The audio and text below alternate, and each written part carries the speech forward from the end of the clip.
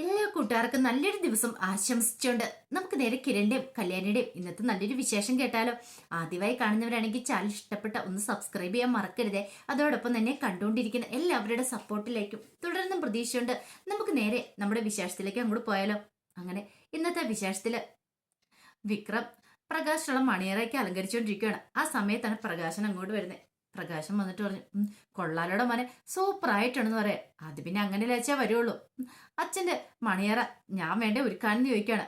ഇത് കേട്ട് കഴിഞ്ഞപ്പം പ്രകാശം പറഞ്ഞു, എടാ മോനെ എനിക്ക് സങ്കടം ഉണ്ട് കിട്ടോ എന്ന് പറയണേ. എന്തിന്? അല്ല, നീ ഇവിടെ നിൽക്കുമ്പോൾ ഞാൻ കല്യാണം കഴിച്ചാൽ അതിലൊന്നും ഒരു കുഴപ്പമില്ല അച്ഛാ. ഇനിയിപ്പം അച്ഛൻ കല്യാണം കഴിച്ചാല് അച്ഛന് വയസ്സും പ്രായമായി വരുമോ, ആരാ അച്ഛന്റെ കാര്യങ്ങളൊക്കെ നോക്കണമെന്ന് ചോദിക്കാം.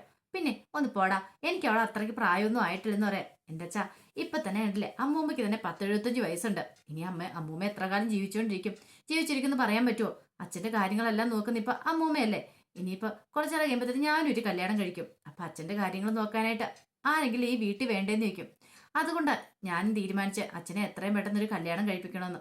ഇത് കിടന്ന് പ്രകാശം പറഞ്ഞു, ഇന്നത്തെ കാലത്ത് എന്താണ് നിന്നെപ്പോൾ ഒരു മകനെ കിട്ടിയതാ എന്റെ ഭാഗ്യം എന്ന് പറയാം. ഒന്ന് ആലോചിച്ച് നോക്കിയേ, സാധാരണഗതിയില് അച്ഛൻ മക്കൾക്ക് വേണ്ടിയിട്ടൊക്കെയാ മണിയറ വെക്കുന്നത്. ഇവിടെ നേരെ തിരിച്ചാ അച്ഛന് വേണ്ടി മണിയറ ഒരുക്കുന്ന മകന്. എന്താണേലും നീ എന്റെ ഭാഗ്യം, എന്റെ ജീവിതത്തിലെ ഏറ്റവും വലിയ സ്വത്ത് നീയാന്ന് പറയാണ്. പിന്നീട് പ്രകാശം പറഞ്ഞു, എടാ മോനെ, കല്യാണത്തല്ലേനാ ഇന്ന്, എന്നാ ഒരു ആഘോഷം നമുക്കിവിടെ നടത്തേണ്ടതെന്ന് ചോദിക്കും. ആഘോഷമോ? അതെ അതെ, ആ ബാലനും രാജപ്പണനും റഹിമും അതെ അവരൊക്കെ ഇങ്ങോട്ട് വരുന്നുണ്ട്. അപ്പൊ അവർക്ക് വേണ്ടി ഞാൻ ഒരു സൽക്കാരം ഇവിടെ പറഞ്ഞിട്ടുണ്ടെന്ന് പറയാം. തേച്ചാ, ഒരു കാര്യം ഞാൻ പറഞ്ഞേക്കാം, സൽക്കാരം ഒന്നും കുഴപ്പമില്ല. പക്ഷെ ഒരു കാര്യമുണ്ട്, അത് ഇന്നൊരു ദിവസത്തിന് മാത്രം മതി. ആന്തട മോനെ അങ്ങനെ പറഞ്ഞ്, അച്ഛൻ നാളെ മുതൽ ആരാ? അച്ഛനൊരു കൺസ്ട്രക്ഷൻ കമ്പനിയുടെ ദേ അവരുടെ MD-യുടെ അച്ഛനല്ലേ. അപ്പൊ പിന്നെ അച്ഛൻ ഇങ്ങനെ വെറുതെ ഇങ്ങനെ ഒന്നുമില്ലാതെ ഈ കൂതറ പാർട്ടീസുമായിട്ട് ഇങ്ങനെ ഓരോ ഇതൊക്കെ നടത്തിയിട്ടുണ്ടെങ്കിൽ അത് ശരിയാവോന്ന് ചോദിക്കണം. ഓ, അത് ശരിയാണല്ലോ. കാരണം അച്ഛൻ അവരൊക്കെ അത്ര കൾച്ചറൊന്നും ഇല്ലാത്തവരാ. അവരുമായിട്ട് നമുക്ക് പിന്നെ ഒരു പാർട്ടി ബന്ധങ്ങളൊന്നും വേണ്ട. അറിയാലോ, നാളെ മുതൽ ഈ ലോക്കൽസുമായിട്ടുള്ള പരിപാടിയൊക്കെ അച്ഛനും കൂടെ നിർത്തിയാരെ. ഇനിയിപ്പൊ അച്ഛനെ ഇപ്പം ആരാ അറിയാലോ, ഭയങ്കര കോടീശ്വരനാ നാളെ ആവാൻ പോകുന്നത്. പിന്നെ കോടീശ്വരന്മാരായിട്ട് ആ ലെവലുള്ള ആൾക്കാരുമായിട്ട് മാത്രമേ ഒരു ബന്ധം ഉണ്ടാകാൻ പാടുള്ളൂ. ഓ, അതൊക്കെ ഞാൻ ഏറ്റവും ഇന്നത് ഒരു ദിവസം, കാരണം കുറെ അവർ സഹായിച്ചിട്ടുണ്ടല്ലോ നമ്മളെ. അപ്പൊ അതൊക്കെ നമ്മളങ്ങനെ മറക്കാൻ പാടുണ്ടോന്ന് ചോദിക്കാം. അതൊക്കെ ശരി, സമ്മതിച്ചു.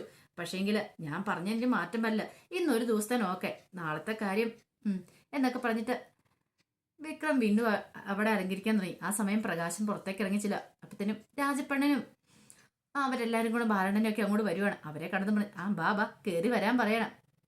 ഇത് അങ്ങനെ എവിടെയെല്ലാം നോക്കിട്ട് പറഞ്ഞു, അല്ലട പ്രകാശ, ഇതെന്താ നീ മാത്രമുള്ളോ, നിന്റെ ബന്ധുക്കാരും ഇല്ലേന്ന് ബാലനും ചോദിക്കണം. ഇത് കേട്ടപ്പോൾ ബന്ധുക്കാരാ, അതാരാ? അല്ല, നിന്റെ മകളും ഭർത്താവും. ദേ ഒരു കാര്യം ഞാൻ പറഞ്ഞേക്കാം, നല്ലൊരു കാര്യം നടക്കുന്ന സമയത്താണ് അവരെ കുറിച്ചൊക്കെ പറയണേ. അവരാരും വന്നിട്ടില്ല. അല്ലെങ്കിലും എനിക്കിങ്ങനെ ഒരു മകളൊന്നും ഇല്ലല്ലോ, അത് ഞാൻ മുമ്പേ പറഞ്ഞിട്ടുള്ള കാര്യമല്ലേന്ന് ചോദിക്കും. നല്ലൊരു കാര്യം നടക്കുന്ന സമയത്ത് ഇതുപോലത്തെ കാര്യങ്ങൾ പറയാനാണെങ്കിൽ ഇങ്ങോട്ട് വരണ്ടായിരുന്നു ബാലണ്ണാന്ന് പറയണം. പെട്ടെന്ന് ബാലണ്ണൻ പറഞ്ഞു, അല്ലട പ്രകാശം, അത് പിന്നെ ഞാൻ. അപ്പത്തേനും ഭാനുമതി മുത്തശ്ശി അങ്ങോട്ട് വരുവാണ്. മുത്തശ്ശി പറഞ്ഞു, ആഹാ, ഇതെല്ലാരും ഉണ്ടല്ലോ, വരാൻ പറയാണ്. അല്ല, നിനക്കൊരു മോനുണ്ടായിരുന്നല്ലോ, അവൻ എന്തേന്ന് ചോദിക്കുകയാണ്. ഇത് കേട്ടതും ഭാനുമതി മുത്തശ്ശി പറഞ്ഞു, അയ്യോ, അവൻ അച്ഛനുള്ള മണിയറ അലങ്കരിക്കുവോ എന്ന് പറയണ. മണിയറ അലങ്കരിക്കുവോ? അതെ അതെ, അച്ഛന് വേണ്ടിയിട്ട് മകനായിരുന്നു മണിയറ അലങ്കരിക്കുന്നത്. ഇങ്ങനെ ഒരു മകനെ കിട്ടണമെങ്കിലേ ഇവൻ പുണ്യം ചെയ്യണമെന്ന് പറയണം. ഇവരെ അച്ഛനും മോനെന്ന് പറഞ്ഞിട്ടുണ്ടെങ്കിൽ അത്ര ഇതല്ലേ, അച്ഛനും മോനെ പോലെയല്ല, കൂട്ടുകാരെ പോലെയല്ലേ ജീവിക്കണേന്ന് പറയാം. ഇത് കേട്ട രാജപ്പണം പറഞ്ഞു, അത് ശരിയാ, രണ്ടുപേരും കൂടെ എപ്പോ നോക്കിയാലും ചക്കരയാടാൻ പോലെ ഒട്ടി നടക്കുള്ളൂ എന്ന് പറയണം. പിന്നീട് പ്രകാശം പറഞ്ഞു, അതെ ഇവിടെ ഒന്ന് സംസാരിക്കാണോ എല്ലാരും കൂടെ ഒന്ന് അകത്തേക്ക് കയറി വരാൻ പറയണം. അങ്ങനെ അകത്തേക്ക് കൂട്ടിക്കേണ്ടില്ലോ. അപ്പോഴേക്കും വിക്രം അവിടെ ഇരുന്ന് മണിയലോ അലങ്കരിക്കുന്നുണ്ട്. ഇത് കണ്ടതും രാജപ്പണം ചെന്നിട്ട് പറഞ്ഞു, എന്നാലും കൊള്ളാലോടാ മോനെ, നീ അച്ഛന്റെ മോൻ തന്നെയെന്ന് പറയണ. അത് പിന്നെ അച്ഛന് ഞാനല്ലാതെ വേറെ ആരാ ബാലണ്ണ മണിയറങ്ങി അലങ്കരിക്കുന്ന, ഞാൻ വേണ്ട അലങ്കരിക്കാനെന്ന് ചോദിക്കുക. അതെ, നിനക്കൊരു കുടുംബമൊക്കെ വേണ്ടാടാന്ന് ചോദിക്കും. പിന്നെ അതൊക്കെ വേണം, അച്ഛന്റെ കല്യാണം കഴിഞ്ഞ് അച്ഛനൊന്ന് സെറ്റിലായിട്ട് വേണം. ദേ എന്റെ കാര്യങ്ങളൊക്കെ എനിക്കൊന്ന് നോക്കാനെന്ന് പറയാം. ദേ നിൽക്കുന്ന ആരാന്നറിയാവോ എന്ന് പറഞ്ഞിട്ട് അച്ഛനെ ചൂണ്ടിക്കാണിച്ചോണ്ട് വിക്രം പറഞ്ഞു, നാളത്തെ വലിയ കോടീശ്വരനായി നിൽക്കണേന്ന് പറയാണ്. ഇത് കേട്ടതിന് രാജപ്പണം പറഞ്ഞു, അതൊക്കെ പിന്നെ ഞങ്ങൾക്ക് അറിയാൻ പാടില്ല എന്ന് ചോദിക്കുക. എന്നാലും അവരെയും കൂടെ വിളിക്കേണ്ടതായിരുന്നു. ദേ ആ കല്യാണി മോളെ എന്ന് ബാലണ്ണം പറയണം. ഇത് കേട്ടതും വിക്രം പറഞ്ഞു, അവരെയോ?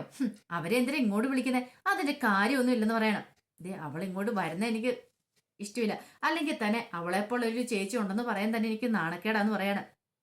ബാലണ്ണം പറഞ്ഞു, എന്റെ മോനെ നീ ഇങ്ങനെയൊന്നും പറയല്ലെന്ന് പറയണം. പിന്നെ എങ്ങനെ പറയണം? അവരും കൊള്ളാം, അവരുടെ അമ്മയെന്ന് പറഞ്ഞാൽ സ്ത്രീയും കൊള്ളാം, കണ്ണെടുത്ത് എനിക്ക് അവരെ കാണത്തില്ലെന്ന് പറയണം. ഓ, അതുകൊണ്ടായിരിക്കും നീ കോടതി വെച്ച് അവരെ തള്ളി പറഞ്ഞല്ലേന്ന് ബാലനും ചോദിക്കണം. ഇതേ ബാലണ, ഒരു കാര്യം ഞാൻ പറഞ്ഞേക്കാം, നല്ലൊരു കാര്യത്തിന് ഇവിടെ വന്നിട്ട് അവരെ പൊക്കി പറയാനാണെങ്കിൽ ഇങ്ങോട്ട് വരേണ്ട കാര്യമില്ലായിരുന്നു പ്രകാശം പറയാ. അത് പിന്നെ പ്രകാശം ഞാൻ കൂടുതലൊന്നും പറയണ്ട, പറഞ്ഞു കേട്ടല്ലോ. ദേ, എനിക്ക് എൻ്റെ മോനുണ്ട്, പിന്നെ എനിക്ക് എൻ്റെ അമ്മയുണ്ട്, അത് മതി, വേറെ ആരും പുറത്തൊന്നും ആവശ്യമില്ല എന്നൊക്കെ പറയണം. പിന്നെ അവൾമാരെ കണ്ടിട്ടുണ്ടെങ്കിൽ കഞ്ഞിക്ക് ഇടത്തില്ല. ഇത് ഇടപ്പോ രാജപ്പടം ചോദിച്ചു, അല്ല ആ രതീഷ് വരേണ്ടതായിരുന്നല്ലോ, സാധാരണ ഇതിൽ ഇങ്ങനെ പാർട്ടി ഒക്കെയാണെന്ന് പറയുമ്പോൾ രതീഷ് വരണ്ടല്ലേന്ന് ചോദിക്കും. അവനെ ഞാൻ പണ്ടേ തള്ളിക്കളഞ്ഞു, എന്താണെന്നറിയാവോ, അവനിപ്പോൾ ആ കിരണും കല്യാണമായിട്ട് ഭയങ്കര അടുപ്പത്തിലാ. അതുകൊണ്ട് ഇപ്പൊ അവനെ ഞാൻ വേണ്ടെന്ന് വെച്ചു. മദ്യം ഉണ്ടെന്ന് അറിഞ്ഞിട്ടുണ്ടെങ്കിൽ അവൻ പറന്ന് വരണ്ടായിരുന്നു. അതുകൊണ്ട് അവനുമായിട്ടുള്ള എല്ലാ കമ്പനിയും ഞാൻ അങ്ങോട്ട് വിട്ടെന്ന് പറയാണ്. ഇത് കേട്ട് കഴിഞ്ഞപ്പം രാജപ്പണം പറഞ്ഞു, ഇനി എന്തേലും വാട്ടെ വാന്നും പറഞ്ഞിട്ട് അകത്തേക്ക് അങ്ങോട്ട് കൂട്ടിക്കൊണ്ട് പോവാ. അങ്ങനെ മദ്യസ്ഥലക്കാരൻ നടക്കുവാണ്. മദ്യമൊക്കെ പ്രകാശൻ ഒഴിച്ചു വെച്ചു. എന്നൊരു വലിയ സന്തോഷത്തോടെ ഇവിടെ ഇരിക്കുക. പ്രകാശൻ പറഞ്ഞു, അതെ, ഞാൻ നല്ല ഫോറിൻ മദ്യങ്ങളൊക്കെ ഇവിടെ വാങ്ങിച്ചു വെച്ചിരിക്കുന്നത്. ഇത് കേട്ടതിന് രാജപ്പണം പറഞ്ഞു, ഞാനും ഒരു കുപ്പി കൊണ്ടുവന്നിട്ടുണ്ട്. എൻ്റെ രാജപ്പണ്ണ, ഇതൊന്നും അല്ല, നാളെയല്ലേ ശരിക്കുള്ള നടക്കാൻ പോകുന്നത്. എന്ത് 3 സ്റ്റാർ ഹോട്ടലല്ലേ? അപ്പൊ അവിടെ ഞാനൊരു നിങ്ങൾക്ക് വേണ്ടി ഒരു ബാർ തന്നെ ബുക്ക് ചെയ്തിട്ടുണ്ടെന്ന് പറയാം. ഇത് കേട്ടിപ്പം ബാലണ്ണം പറഞ്ഞു, അല്ല അവിടെ ബാറുണ്ടല്ലോ, പിന്നെന്തിനാ? അതല്ല ബാലണ്ണ, നമ്മുടെ നിൽക്കുന്ന മുറിയില് അവിടെ എല്ലാ സജ്ജീകരണങ്ങളും വേണം. അതിനുവേണ്ടി എല്ലാ കാര്യങ്ങളും ഞാൻ ചെയ്തു വെച്ചിട്ടുണ്ട്. കാരണം നമ്മുടെ മുറിയിൽ തന്നെ ഒരു ബാർ വേണം. അതിനുള്ള സെറ്റപ്പുകളെല്ലാം ഉണ്ടാക്കി വെച്ചിട്ടുണ്ട്. അതാണ് നാളെ നടക്കാൻ പോകുന്നത്. അറിയാലോ, നമ്മളെല്ലാം നാളെ അവിടെ അടിച്ചു പൊളിച്ച് അർമാദിക്കുന്നു അറിയാണ്. രാജപ്പണ്ണം പറഞ്ഞു, എന്നാലും ഈ പ്രായത്തിലെ നിന്റെ ഒരു യോഗമേ എനിക്ക് ചിന്തിക്കാൻ പോലും പറ്റുന്നില്ല. കാരണം ഇത്രയും പ്രായത്തിൽ നിനക്ക് എവിടുന്നാണോ ഒരു പെണ്ണിനെ കിട്ടിയെന്ന് ചോദിക്കാം. ഇത് കേട്ടതും പ്രകാശം പറഞ്ഞു, പ്രായവാ എനിക്കാ. അത് രാജപ്പണ്ണിന്റെ വെറും തോന്നല്ലേ, എനിക്ക് ആ അതിന് മാത്രം പ്രായമൊന്നും ഇല്ലെന്ന് പറയണേ. ഇത് ചേട്ടൻ ബാലണം പറഞ്ഞു, എടാ രാജപ്പ, നിനക്ക് കല്യാണമായാലും നീ പറയുന്നുണ്ട്, നിനക്ക് എത്ര പ്രായമുണ്ടെന്ന് നിനക്ക് അറിയാമെന്ന് ചോദിക്കാം. എനിക്ക് വലിയ പ്രായമൊന്നുമില്ല, ഒന്ന് പോടാ അവിടുന്ന്. ഇതേ, ഞാനും നീയൊക്കെ സെയിം പ്രായമാ. പ്രകാശൻ അതിനേക്കാളും 2-3 വയസ്സോ എളുപ്പമുള്ളെന്ന് പറയണം. ഇത് കേട്ടതും പ്രകാശം പറഞ്ഞു, 2-3 വയസ്സൊന്നും അല്ല, നിങ്ങളെക്കാളും 10-15 വയസ്സിന് എളുപ്പമാണ് ഞാനെന്ന് പ്രകാശം പറയാം. ഇത് കേട്ട് ഞാൻ രാജപ്പണ്ണനും ബാലനും ഒക്കെ ചിരിക്കുവാണിരുന്നത്. പിന്നീട് രാജപ്പണ്ണൻ പറഞ്ഞു, അതെ, നാളെ നിന്റെ കല്യാണം കഴിഞ്ഞ് അങ്ങോട്ട് 3 സ്റ്റാർ ഹോട്ടലിലേക്ക് വന്ന സമയത്തെ നിനക്ക് ഞങ്ങളൊരു സമ്മാനം കരുതി വെച്ചിട്ടുണ്ടെന്ന് പറയാം. എന്ത് സമ്മാനം? അത് അവിടെ വരുമ്പോൾ ഒരു തലപ്പാവ്, ഒരു നല്ല സ്വർണ്ണ തലപ്പാവ് നിനക്കായിട്ട് ഞങ്ങൾ ഒരുക്കിയിട്ടുണ്ടെന്ന് പറയാം. സ്വർണ്ണ തലപ്പാവ്. പെട്ടെന്ന് പ്രകാശം ചോദിച്ചു, എത്ര പവൻ കാണും?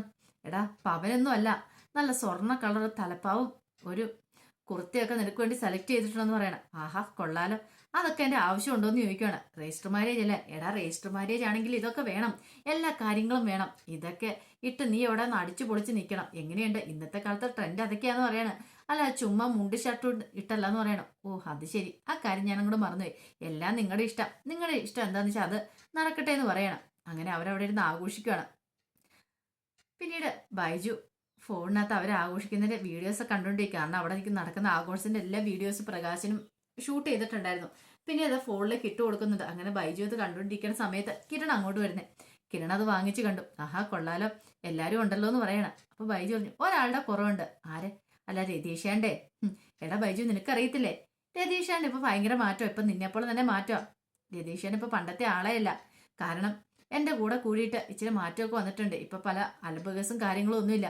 ഭാര്യനെ നോക്കിയിട്ട് സ്വസ്ഥം ഗൃഹഭരണമായിട്ട് ഇരിക്കുക. അറിയാവോ, ഇമാതിരി കൂതറ പരിപാടിക്കൊന്നും ഇപ്പൊ രതീഷ് പോവാറില്ലെന്ന് പറയണ. ഇത് കേട്ടോണ്ട് ദീപയും കല്യാണം ഇങ്ങോട്ട് വന്നു.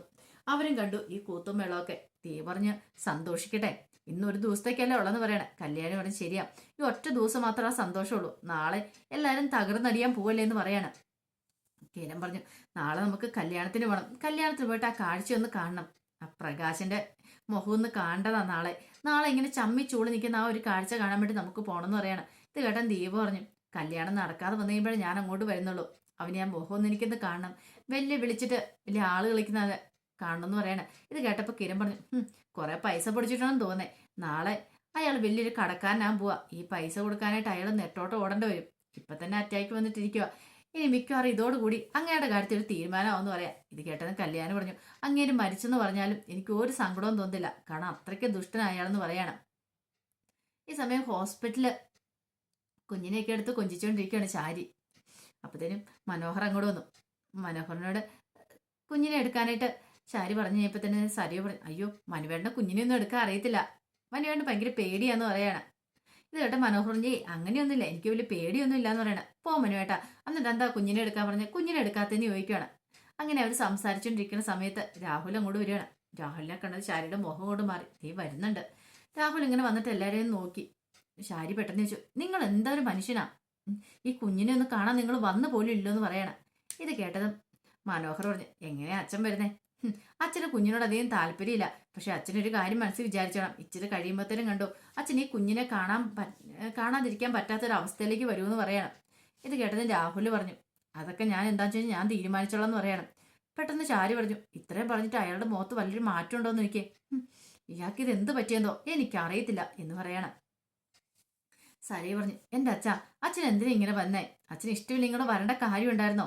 ഇതുവരെയായിട്ട് കുഞ്ഞിനെ പോലും നേരാമണം ഒന്നും വന്ന് നോക്കിയില്ലോ. എന്നാലും കൊള്ളാട്ടോ, അച്ഛനെന്ന് ഞാൻ ഒരിക്കലും ഇത് പ്രതീക്ഷിച്ചില്ലെന്ന് പറയണം.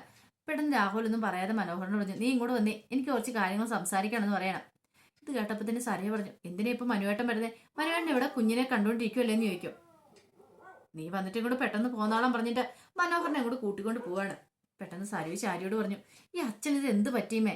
അച്ഛന്റെ സ്വഭാവം ഇങ്ങനെയൊന്നും ആയിരുന്നില്ലല്ലോ, ഞാനെന്ന് വെച്ച് ജീവനല്ലായിരുന്നോ? പെട്ടെന്ന് ഇത് എന്ത് പറ്റിയെന്ന് ചോദിക്കുക. ഇത് കേട്ട് കഴിഞ്ഞപ്പോഴത്തേന് ചാരി പറഞ്ഞു, അങ്ങേർക്ക് ഭ്രാന്ത്, ചെറിയ ഭ്രാന്തല്ല, നല്ല മുഴുത്ത ഭ്രാന്താന്ന് പറയാ. അപ്പൊ അതിന്റെ വിശേഷങ്ങളൊക്കെയാണ് കേട്ടത്. ഇതിന്റെ ബാക്കി വിശേഷങ്ങളുമായിട്ട് വൈകുന്നേരത്തെ പ്രമോയി വരാട്ടോ.